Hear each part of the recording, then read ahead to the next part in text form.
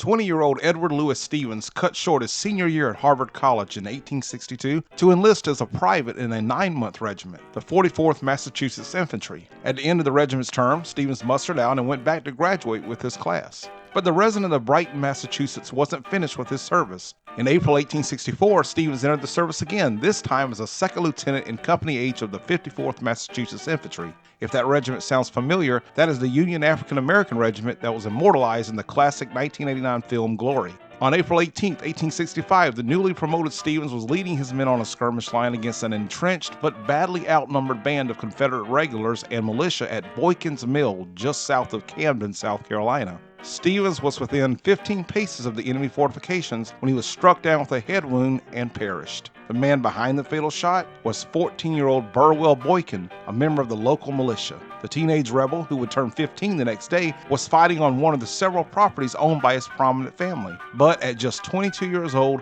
and 9 days after Lee surrendered to Grant at Appomattox, First Lieutenant Stevens is said to be the last Union officer to perish in action in the U.S. Civil War. Stevens was originally buried on the battlefield, but was moved to Florence National Cemetery 20 years after the war.